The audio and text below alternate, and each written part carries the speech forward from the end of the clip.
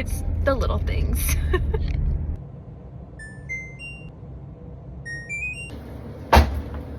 Okay, genuinely, this is just the day that I'm having.